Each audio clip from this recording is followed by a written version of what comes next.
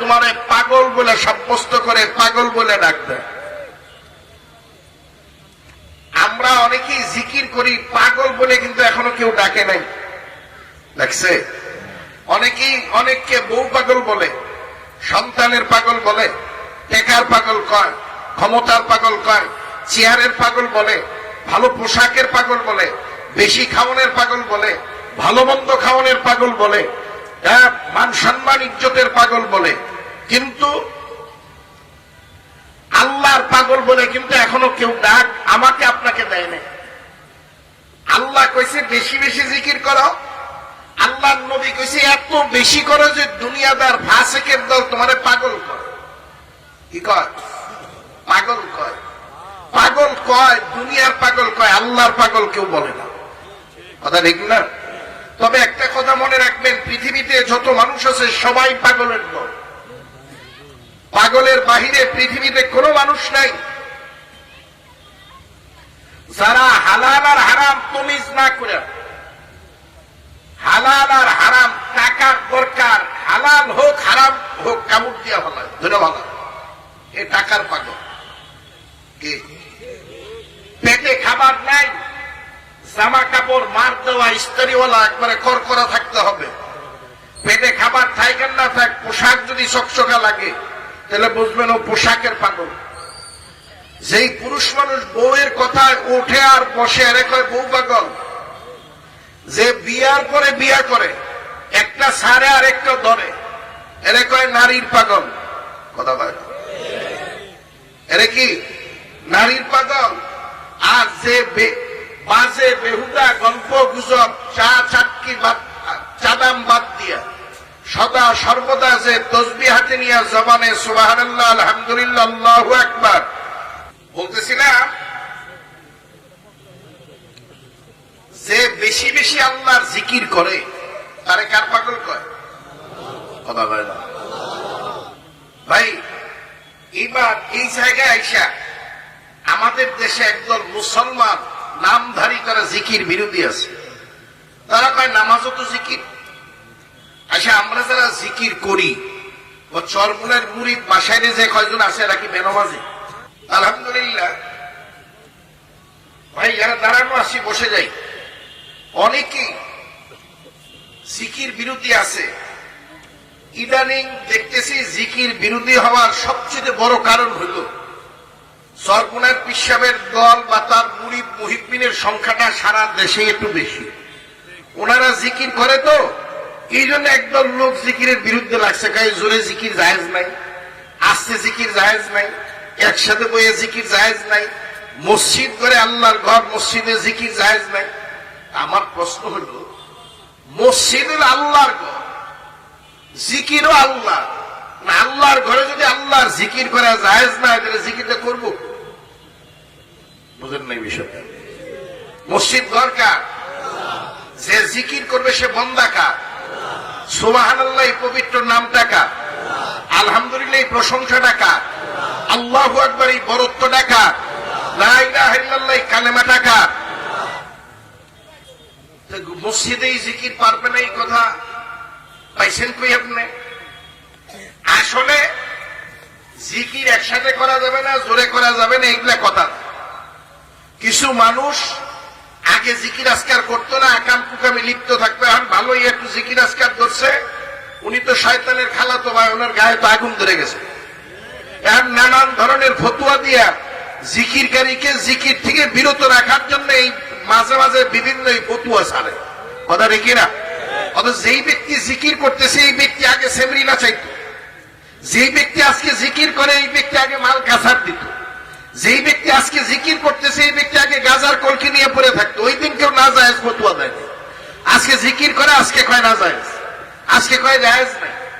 বুঝতে পারছি বিষয়টা ভাই? জিকিরের মধ্য দিয়ে কলব সুস্থ হয়, এটা আমার কথা না, চরমুনার পিসাবের কথা না, এখানে অনেক হযরত উলামা ইকরাম আছেন তাদের কথা না। আল্লাহ নবী বলছেন, লিকুল্লি শাইইন সিকালাতুন ওয়া সিকালাতুল কুলুবি যিকরুল্লাহ। ভাই, প্রত্যেক জিনিস পরিষ্কার করা অস্ত্র আছে, ঔষধ আছে। কলব পরিষ্কার করার অস্ত্র বা ঔষধের নাম আল্লাহর জিকির। যখন আপনি জিকিরের বিরোধিতা করবেন, আপনার এই বিরোধিতা কি আমার সাথে হয় না আল্লাহর সাথে হয়? কথা হয় না। যে বিরোধিতা কি হুজুরের সাথে হয় না আল্লাহর সাথে হয়? আর আল্লাহর সাথে সব কাজের বিরোধিতা করে শয়তান। আপনি কি শয়তানের খালাতো ভাই, শয়তানের অনুসারী, শয়তানের মুরিদ? আপনি বিরোধিতা ভাই, আপনার ভালো না লাগে আপনি করেন না। আর যদি আপনার কাছে বেশি খারাপ লাগে একটু জোর করে কয়েকদিন জিকির করে দেখেন না। জিকির যত বেশি করবেন নামাজে তত মজা বাড়বে। জিকির আপনার দ্বারা যত বেশি হবে রোজার মধ্যে দেখবেন স্বাদ তত বেশি বাড়বে। ভাই শরীর যত বেশি সুস্থ হয়, শরীর সুস্থ হইলে খাবারের মজা স্বাদ ঠিকঠাক মতো পাওয়া যায়।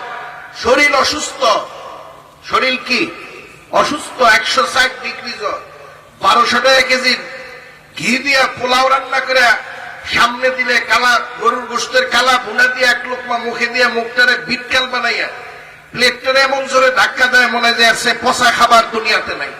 আসলে খাবার পচা না আর জিব্বা পচা, কথা হয় না। খাবার পচা না জিব্বা পচা। ভাই খাবার তো দামি, ভিআইপি খাবার, ও খাইতে না পারার কারণ হলো আর জিব্বা অসুস্থ, জিব্বা পচা, খাবার দামি, খাবার ভিআইপি। লা ইলাহা ইল্লাল্লাহ তো স্বাদ আছে, তুমি না পাওয়ার কারণ তোমার কলব পচা, তোমার কলব ভালো না, যার কারণে লা ইলাহা ইল্লাল্লাহ তোমার কাছে ভালো লাগে না, তোমার কাছে সিজদা ভালো লাগে না, রুকু ভালো লাগে না, সুবহান রাব্বিয়াল আযীম আর সুবহান রাব্বিয়াল আলা তোমার কাছে স্বাদ আর মজা লাগে না। ভাই তোমার কাছে টেলিভিশনের ল্যাংটা নাচ মজা লাগে, ওয়াজ মজা লাগে না, আসলে তোমার কলব পচা। বিবি যদি বিশ্ব সুন্দরী হয় আর শরীর যদি অসুস্থ হয়, এই বিশ্ব সুন্দরী বউয়ের সাথে আনন্দ করা যায় না। আর বিবি কালা কিন্তু শরীর সুস্থ, কালা বিবির সাথেও আনন্দ হয়, ফুর্তি হয়, মজা হয়, কথা ঠিক কিনা?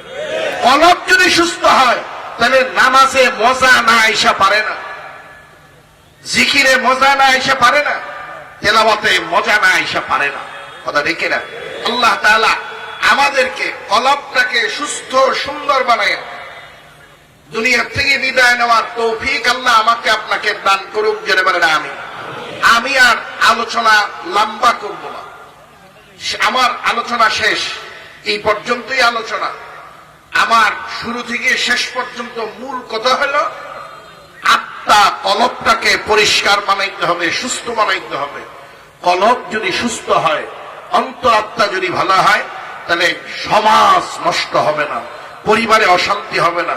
আপনি পারিবারিক ভাবে নিজে ব্যক্তি শুদ্ধি করেন, নিজের আত্মশুদ্ধি করেন, পরিবারে যারা আছে তাদের আত্মশুদ্ধি করেন, পরিবারে অশান্তি দূর হবে।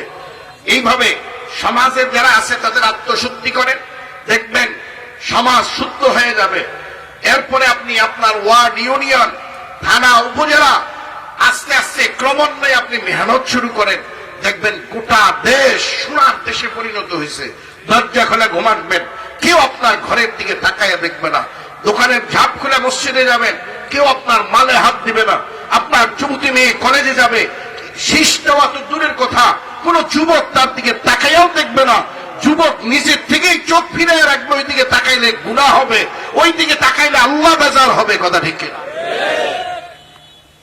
আর এই সমাজ তৈরি করার জন্য হক্কানি আলেমদের শরণাপন্ন হতো, কথা দেখি না ভাই? 53 বছর তো দেখলাম আমরা বহুত নেতার আদর্শ দেখলাম, কতদিন খালি গান শুনলাম এরশাদের আদর্শ ভালো, এরপরে শুনলাম জিয়ার আদর্শ ভালো, এরপরে শুনলাম শেখ মুজিবের আদর্শ ভালো।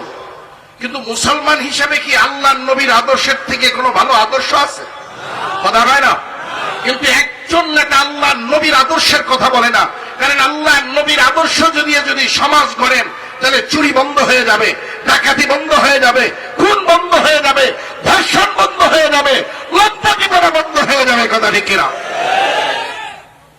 আমরা 24-এর গণ অভ্যুত্থানের পরে সিদ্ধান্ত নিছি আমরা আর কোন দুনিয়াবি কোন রাজনৈতিক দলের নেতার আদর্শের পিছনে কোন মুসলমান ঘুরতে পারে না।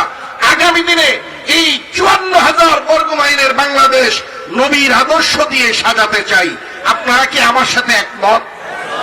নবীর আদর্শের পক্ষে কারা কারা আছেন একটু হাত জায়গায় দেখাবেন সবাই। আলহামদুলিল্লাহ, আলহামদুলিল্লাহ,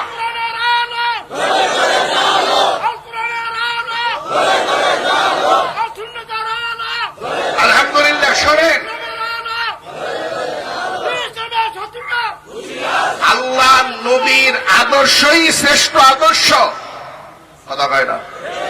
আল্লাহ নবীর আদর্শ থেকে কোটি কোটি জিয়া মুজিব এরশাদ একত্রিত করলে আল্লাহ নবীর পায়ের তলে যে ধুলা বসে ধুলার দাম হবে।